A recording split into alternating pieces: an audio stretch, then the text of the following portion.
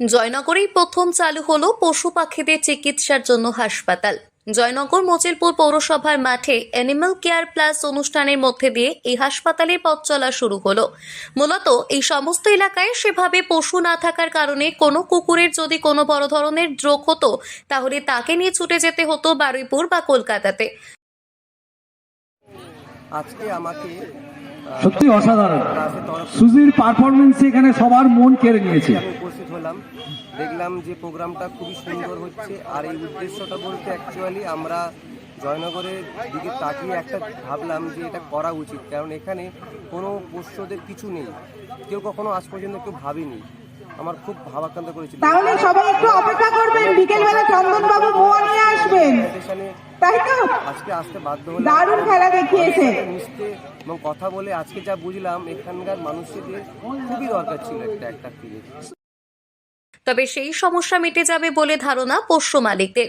সরকারিভাবে বিভিন্ন জায়গায় পশু পাখি, গরু, ছাগল, হাঁস, মুরগি চিকিৎসার ব্যবস্থা থাকলেও কুকুরের চিকিৎসা পরিষেবা নিয়ে একটু সমস্যায় পড়তে হতো পোষ্য মালিকদের। আর তাই জয়নগরে এই কুকুরের হাসপাতাল চালু হওয়ায় খুশি পোষ্য মালিকেরা।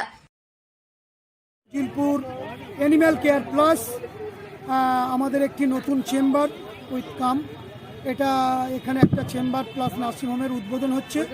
এখানে যেটা জয়নগরের বুকে আগে কখনো ছিল না।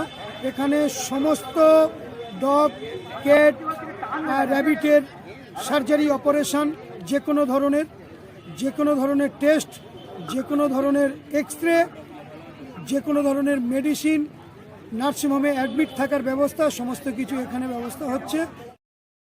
এদিন কুকুরদের চিকিৎসার পাশাপাশি ভ্যাকসিনও দেওয়া হয়। এদিন একটি কুকুর হঠাৎ অসুস্থ হয়ে পড়ায় তাকে সুস্থ করতে স্যালাইন দেওয়া হয় এদিনের শিবিরের মধ্য দিয়ে। আর এদিনের এই ধরনের অনুষ্ঠান দেখতে বহু মানুষ উপস্থিত ছিলেন।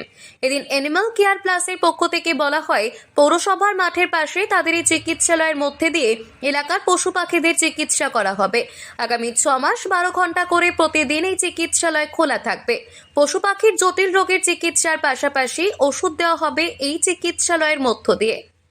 দক্ষিণ 24 পরগনার জয়নগর থেকে সুমন সাহার রিপোর্ট, লোকাল 18 বাংলা।